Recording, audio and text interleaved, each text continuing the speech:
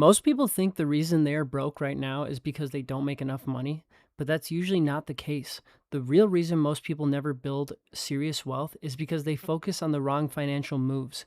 And in 2026, 5 specific habits will determine whether you stay broke this year or quietly start building real wealth.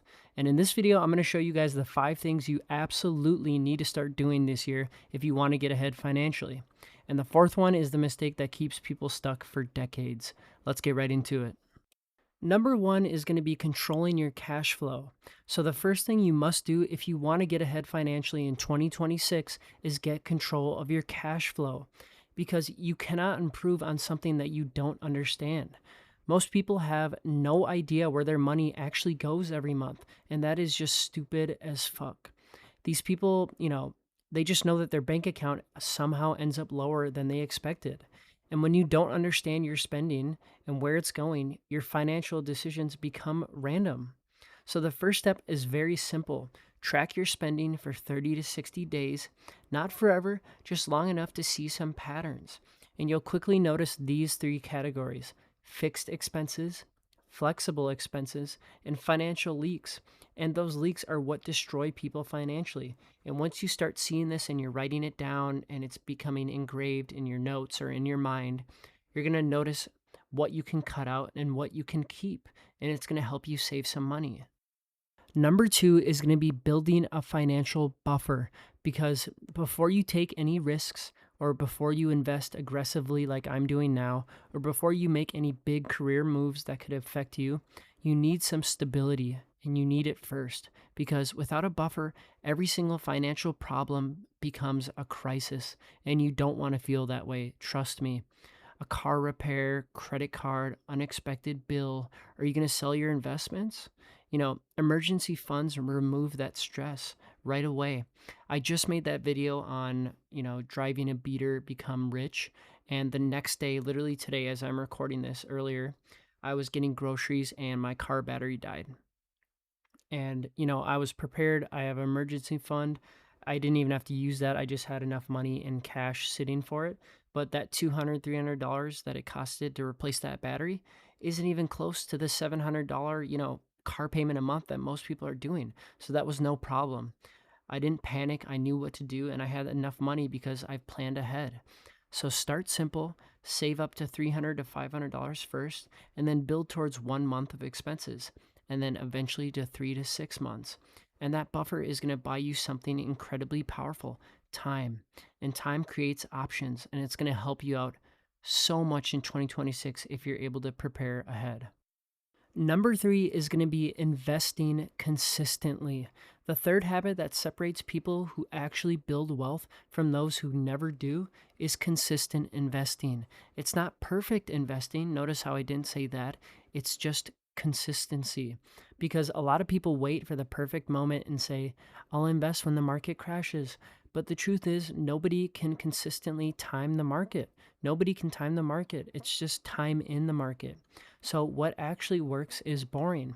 And even investing small amounts consistently adds up over time and it starts compounding. So, if you guys say, I can't do a lot right now, $10 a week, $25 a week, $100 a week, whatever it is, that is fine and that is going to add up, because investing a lot of the times isn't about huge deposits, it's about time and consistency. And there's all these charts that always come up on, X or on TikTok, wherever I am, and it shows someone at 30, doing these large sum investing, and then it compares it to somebody who's 21 who's doing these small investments. And the 21-year-old is always ahead because they have more time in the market and they were able to see more growth. Whereas this 30-year-old is putting in more money, but it's 10 years later, whatever it is. So just start investing, even if it's small. Number four is going to be avoiding lifestyle inflation. And this one just quietly destroys people every single day. You start making more money, you get a bonus, you get a raise, but instead of investing more, you start upgrading everything: better apartment, new car, more subscriptions, more eating out, going on more vacations, whatever it is. And suddenly your income doubled, but your wealth didn't. And, every lifestyle upgrade has an opportunity cost. That 50K brand new car, If you invested that for 30 years, that could be hundreds of thousands of dollars, even millions. And that doesn't mean you can't enjoy your money, but you should always ask one question first.